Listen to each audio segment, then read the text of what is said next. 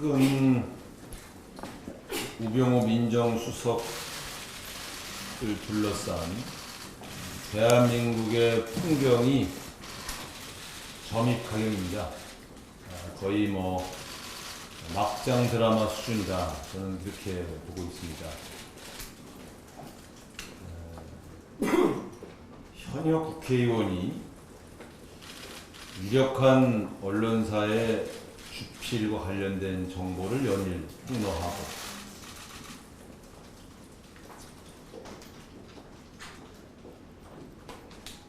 당사자인 우병우 수석은 버티기로 일관하고 있습니다.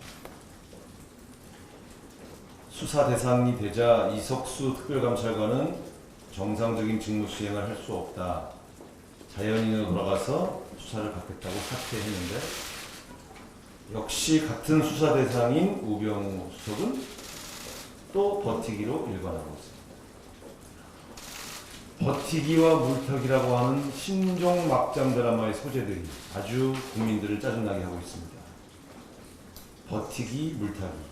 이제 또 어떤 수법들이 새로운 통치 수법으로 나타날지 궁금합니다. 김진태 의원은 이 자료를 어디서 구했을까요? 그렇게 정보망이 평소에도 좋으신 분이었나요? 아닐, 사정기관이나 정보기관, 또 산하기관을 압박해서 받은 자료라면, 그리고 그것이 청와대가 제공한 것이라면 이것은 국회의원으로서의 자기 자존감을 버린 그야말로 하수인으로 전락한 것입니다. 같은 국회의원으로서 되게 치욕스러웠습니다. 누구의 대리인으로 산다는 것, 그것은 또 누구의 청구를 받아서 폭로전에 개입한다는 것은 국회의원으로서 할 일은 아니다. 이것을 한번 지적하고 싶습니다. 물론 이 사안의 당사자들은 이 문제들의 제기된 문제들의 성실히 국민에게 해명할 의무가 있다고 생각합니다. 이석수는 사퇴했는데 우병우는 왜 사퇴하지 않는가? 이 문제에 대해서도 이제는 민정수석이 직접 해명해야 될 것 같습니다. 너무 오래 마이크를 안 잡고 있습니다. 처음에 이 문제가 제기되었을 때 1시간씩 격정적으로 토로하던 민정수석은 어디로 갔습니까? 너무 정치적으로 노예한 물타기, 버티기, 이 뒤에 누가 있는지 정말 답답할 노릇입니다. 정기국회에서는 이렇게 버티기와 물타기로 넘어갈 수 없다는 점을 분명히 경고합니다. 9월 초순에 어차피 국정감사 증인 채택을 둘러싼 여야 협의가 있을 예정입니다. 정진석 대표께서 공언하신 대로 9월 초 운영위의 국감 증인 채택을 논의할 때 우병우 수석, 안종범 수석은 반드시 운영위원회에 출석해야 한다는 점을 반드시 강조하겠습니다. 우여곡절 끝에 협상이 진행된 우리 추경 예산안, 어제 밤새도록 우리 김태년 간사가 고생하셨는데 최종 합의에 이르지 못했습니다. 결국 핵심은 민생 예산입니다. 더불어민주당은 우레탄 트럭 등 민생 예산, 교육 예산을 더 확대하자고 주장해왔고 정부 여당은 반대했습니다. 결국 민생 일자리를 위해서 추경을 하자고 했던 정부 여당의 주장은 근거 없는 주장으로 드러났습니다. 오늘 하루 종일 후속 협상을 통해서 원만하게 추경안이 합의될 수 있기를 기대합니다. 오전에 듣자니 추경 협상 안 될 것 같아서 새누리당 연찬에 간다더라 하는 이야기를 누가 전해주었습니다. 정말 추경이 급한 거 맞습니까? 절실한 거 맞습니까? 추경안 내팽개치고 연찬회를 먼저 떠날 수가 있습니까? 연찬회가 추경보다 더 급한 것입니까? 이렇게 질문하면서 대답을 기다립니다. 이상입니다. 네, 국가적으로도 또 우리 경제가 대단히 엄중한 상황에 무거운 막중한 임무를 맡게 됐습니다. 그동안 제가 이런 역할을 할 수 있도록 도와주신 동료 의원님들, 선배 동료 의원님들께 또 우리 당을 지지해 주신 당원과 지지자 여러분들께 진심으로 감사의 말씀을 드립니다. 오늘 국회에 오면서 정책위 의장으로서의 첫 출근을 하면서 아침에 일어나서 78일 전에 했던 국회의원 선서문을 다시 한번 읽어보았습니다. 이렇게 되어 있었습니다.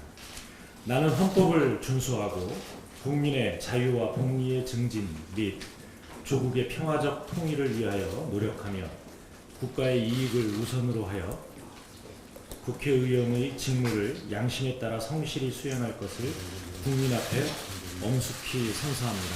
이렇게 되어 있었습니다. 지난 78일 동안 우리 국회가 과연 국민의 자유와 행복을 증진시키기 위해서 무엇을 했는가 다시 한번 돌아보았습니다. 정책위를 책임지고 일을 하면서 우리 당이 그리고 우리 당에 소속되어 있는 이 의원 모든 분들이 바로 78일 전 국민 앞에 엄숙하게 선서했던 대로 국민의 자유와 행복을 위해서 그리고 한반도의 평화와 통일을 위해서 일할 수 있도록 뒷받침하겠습니다.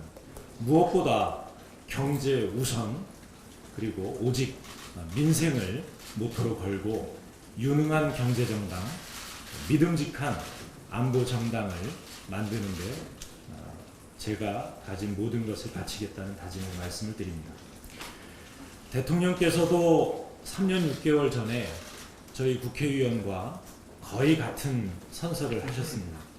과연 대통령께서는 그 선서를 3년 6개월 동안 얼마나 잘 이행하고 계신지 저희는 우리 국민에게는 민생을 보살피는 자유로운 어머니의 역할을 하겠지만 정부와 여당 그리고 대통령에 대해서는 엄한 시어머니의 입장에서 철저히 검증하고 대안을 제시해 나가겠다는 말씀도 드립니다.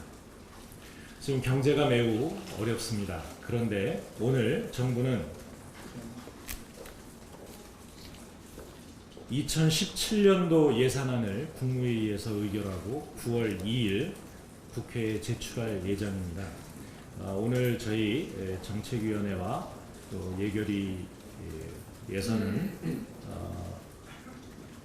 이 정부의 예산안에 대한 평가 보도자료를 배포할 예정입니다. 그런데 저희가 내년도 예산안을 미리 입수해서 분석을 해보니까 대단히 심각한 수준입니다. 한마디로 말씀드리면 아베노믹스의 짝퉁이었던 초이노믹스, 이미 총체적 실패로 입증된 초이노믹스를 한 발자국도 벗어나고 있지 못합니다. 아베노믹스는 다소간의 성공을 하고 있다 이렇게 평가하는 전문가도 있습니다만 넋은 빼놓고 흉내내기만 하다가 실제로 아무런 성과도 내지 못하고 있는 게 지금의 우리 정부의 경제정책입니다. 그런데 내년도 예산안을 보면 우선 역대 최저의 총지출 증가율을 보이고 있습니다. 3.0%, 지금까지 4% 가까이 매년 예산이 증가해 왔는데 올해는 가장 낮은 수준입니다.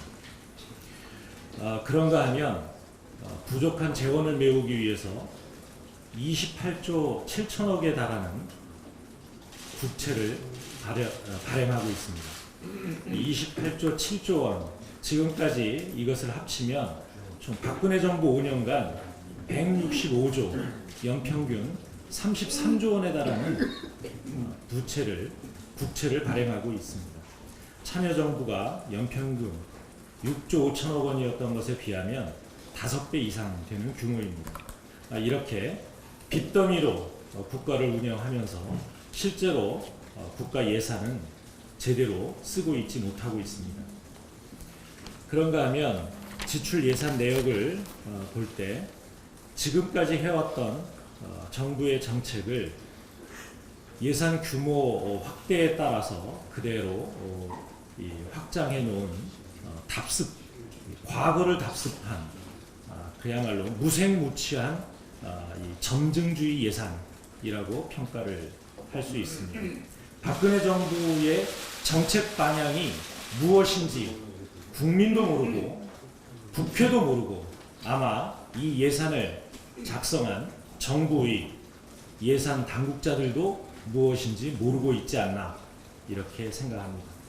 저희는 이렇게 문제투성이의 이 내년도 예산이 이제 9월 2일 국회에 제출되면 거기에 대한 우리 당의 이 대응 방안을 우리의 대안을 만들어서 다시 발표를 하겠습니다. 오늘은 정부 예산에 대한 예산안에 대한 평가 말씀을 드렸다. 평가 보도 자료를 낸다는 말씀을 드립니다. 경제가 매우 심각합니다. 경제 성장률이 2%대에 머무르고 있습니다. 지난 3년 동안 2014년 한 해를 빼놓고는 계속 2%대 성장을 하고 있고 올해도 정부 목표치를 인정하더라도 2.8%입니다. 한국은행은 2017년도 내년도 2.9% 성장에 머무를 것이다 이렇게 이야기합니다. 그런가 하면 가계부채는 내년도에 1,300조를 넘어서고 청년 실업률은 올해 처음 12%를 넘어서는 최악의 상황으로 치닫고 있습니다. 그런가 하면 합계 출산율이 1.24 세계 최저 수준입니다. 내년이면 이제 경제활동 인구가 감소하기 시작하는 인구 절벽에 들어갑니다. 2023년도에는 절대 인구가 감소하기 시작할 것이고 내년도에는 고령 인구가 14% 이상에 달하는 고령 사회로 진입합니다. 이런 심각한 상황을 정부는 정말 눈 감고 아무런 대책도 세우지 않는 그야말로 무대책 정부로 가고 있다. 그것이 바로 2017년 예산안에 그대로 드러나고 있다라는 점을 말씀드립니다. 이상입니다. 따지고 보면 이번 추경이 우리 국민들 입장에서 보면 좀 답답하고 또 어떤 측면에서 보면은 약간 황당하기까지 한 추경입니다. 사실 이번 추경의 이제 이 편성의 원인이 조선 해운의 대규모 부실로 인한 구조조정 또 일자리 대책, 민생 대책 이런 건데요. 그렇게 되면 이 원인이 됐던 이 대규모 부실이 왜 발생했는지 우리 국민들은 알 권리가 있습니다. 또 이 십수조 원의 천문학적인 우리 국민의 혈세가 투입이 됐는데 왜 조선해운업의 부실은 계속되고 있는지 이게 누가 책임을 져야 되는지 그런데 이렇게 또 추경을 해서 이 일부 기관에 출자를 하게 되면 우리 조선해운업이 살아나는지 구조조정의 마스터 플랜, 그다음 조선해운업에 대한 미래 이런 걸 아무것도 우리 국민들은 모르는 상태에서 이 피 같은 세금을 통한 추경을 하게 된 겁니다. 청문회를 통해서 밝혀보려고도 했습니다만은 권력의 실세, 최경환 부총리, 안종범 경제수석은 절대 나올 수 없다라고 고집을 피우고 그래서 거의 핵심이 빠진 그런 또 청문회를 할 수밖에 없는 이런 현실 속에서도 과연 추경을 해야 하나 이런 회의가 있긴 합니다만 그래도 기왕에 편성된 추경이니 최대한 민생 일자리 그리고 우리 아이들 키우기 좋은 환경을 만들기 위해서 교육 지원 예산들을 충분히 확보하기 위한 목표를 가지고 우리 더불어민주당은 이번 추경 심사에 임했습니다. 일단 이제 좀 내용적으로 말씀을 드리면은 감액과 관련해서는 이번에 이제 큰 규모로 이루어지는 게 이 산업은행과 수출입은행에 대한 출자인데요. 사실 이 두 국책 금융기관은 이 대규모 조선해운업의 부실에 대한 일차적 책임이 있는 기관이거든요. 그래서 국민 세금을 투입하는 데 있어서는 매우 신중하게 따져보고 또 따져봐야 될 충분한 이유가 있습니다. 근데 저희들이 보기에 뭐 여러 가지를 다 감안한다고 하더라도 산업은행에 대한 출자는 문제가 있다, 이런 결론에 이릅니다. 또한 이 회원보증기구와 관련한 이 출자를 위한 또 산업은행과 수출입은행에 대한 출자도 여전히 문제점이 많아 보입니다.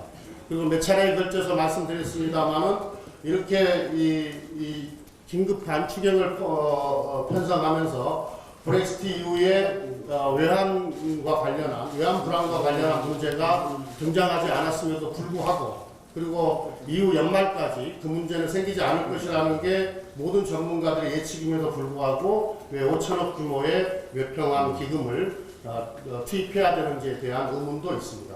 그래서 이 감액과 관련한 큰 규모는 지금 면밀히 심사를 하고 있는 중이고 아직 이건 결론에 이르지 못했습니다. 물론 다른 여러 가지 이 추경 편성안과 관련한 이 감액 부분은 상당히 의견이 좁혀져 있습니다. 그리고 이제 저희들은 아까 말씀드렸습니다만 민생 일자리, 그리고 우리 아이들 키우기 좋은 교육 환경을 만들기 위한 이 교육 예산을 확보하기 위해서 최선을 다하고 있는데 아직 이 규모와 관련해서 합의에 이르지 못했고 아직 이견이 있습니다.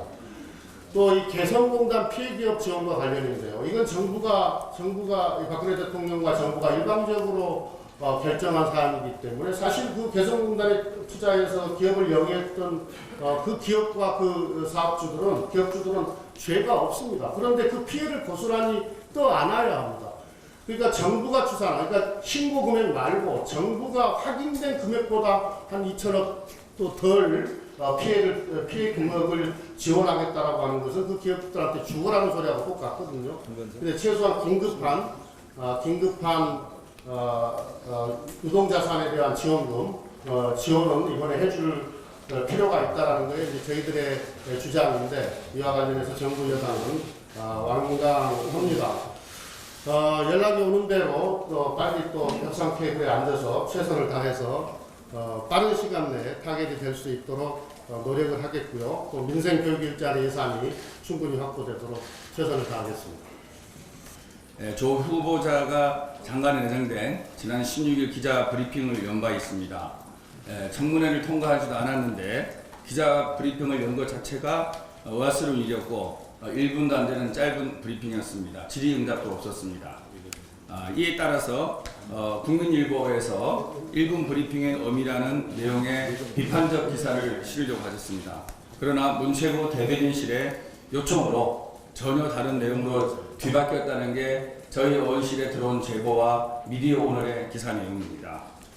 조 후보자 자녀의 인턴 취업 특혜 의혹을 다룬 또 다른 언론 기사 역시 문체부의 요청에 따라서 수정되거나 삭제된 것으로 알려지고 있습니다.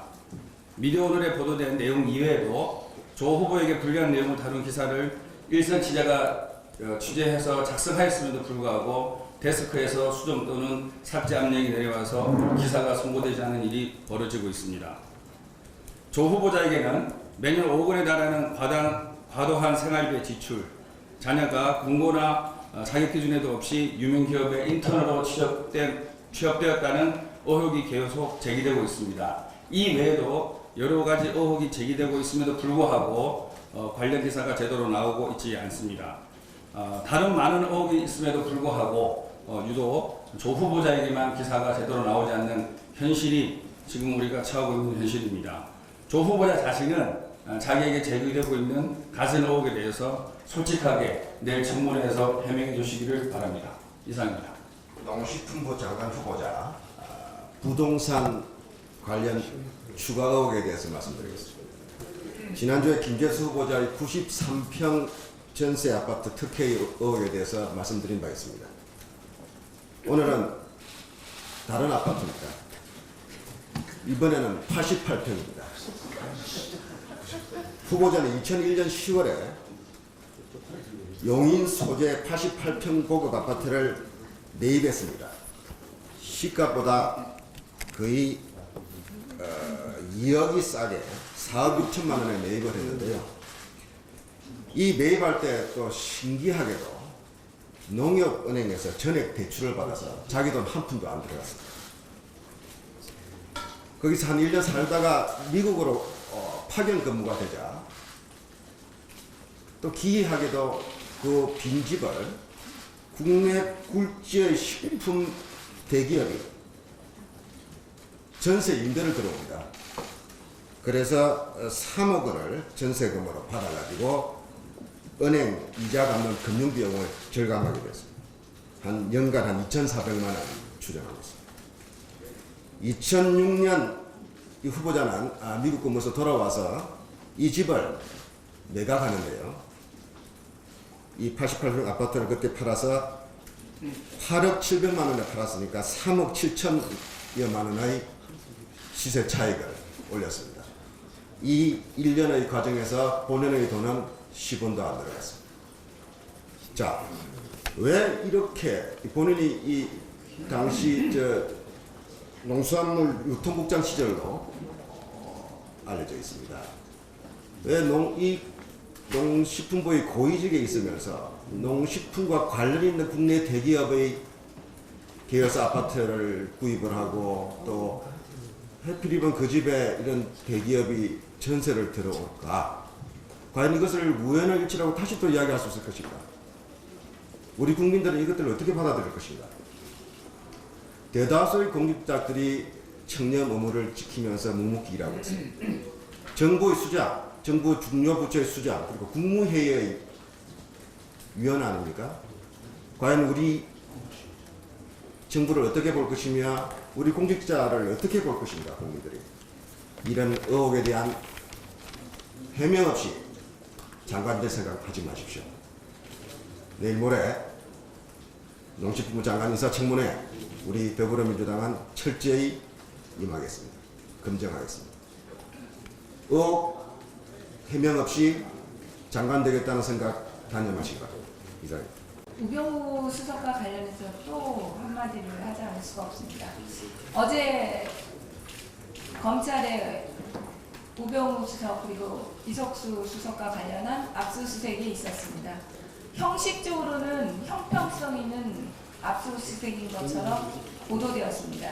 그럼에도 불구하고 실질적으로 들여다보면 너무나 편향적이고 보여주기식 압수수색입니다. 구체적으로 몇 가지 말씀드리겠습니다. 이석수 특별감찰관실은 압수수색이 되었습니다. 특별감찰관은 특별감찰과 봐서 현직으로 시기를 한정하고 감찰을 하고 그것에 대한 수사 의뢰를 했습니다. 그렇다면 당연히 청와대 민정수석실 또한 압수수색이 되어야 합니다. 그런데 압수수색 되지 않았습니다. 그리고 이석수 특별감찰관의 핸드폰은 2대가 압수되었습니다. 그러나 우병우 민정수석의 핸드폰이 압수수색되었다는 기사는 어디도 찾아볼 수가 없습니다. 그리고 하성시 땅 의혹을 살펴보려면 처가 소유의 골프장 관련 회사를 압수수색해야 됩니다. 그러나 압수수색되지 않았습니다. 그리고 형식적으로 이석수 수석의 집과 우병우 수석의 집 2군데 다 압수수색되지 않았습니다. 보기에는 형평성이 있는 것 같습니다. 그러나 그렇지 않습니다. 이석수 수석의 집은 범죄와 관련이 없는 곳이지만 우병우 수석의 집은 정강이 페이퍼 컴퍼니로서 아무 의미가 없는 회사이고 실질적으로 그 정강의 유일한 회사 직원은 우병우 수석의 부인입니다. 그렇기 때문에 우병우 수석의 집은 바로 범죄와 관련 있는 현장입니다. 그럼에도 불구하고 압수수색은 이루어지지 않았습니다. 이 수사는 우병우 민정수석의 버티기로 인해서 처음부터 기울어진 운동장이었습니다. 그런데 어제 압수수색으로 정말 우병우 수석이 끝까지 사퇴를 하지 않고 버틴 이유가 증명되었습니다. 문제를 제기한 이석수 특별감찰관은 사퇴를 했고 문제의 핵심인 우병우 민정수석은 여전히 요지부동입니다.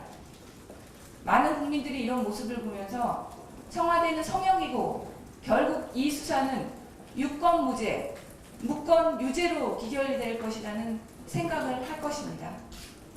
우병우 수석은 이제라도 자연인으로서 이석수 감찰관과 똑같은 신분에서 수사를 받기 바랍니다. 그리고 검찰도 기울어진 운동장을 형식적으로가 아니라 실질적으로 바로잡아 수사를 해야만이 그 결과에 대해서 국민들이 공감할 수 있다는 점을 명심해야 할 것입니다.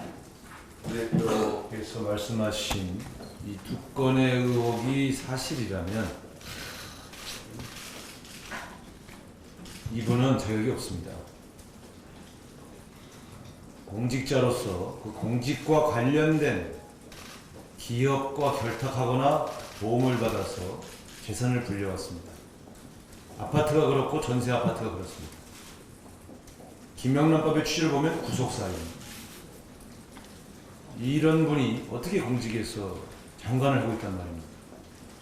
즉각 사퇴하시기 바랍니다. 이번 청문회 과정에서 이 의혹이 제대로 규명되지 않으면 더불어민주당은 이분이 장관이 되지 못하도록 막을 것입니다. 설사 장관이 되더라도 바로 해임 건의안을 내겠습니다. 있을 수 없습니다.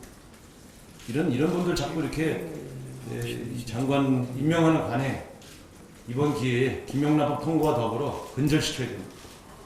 이상입니다.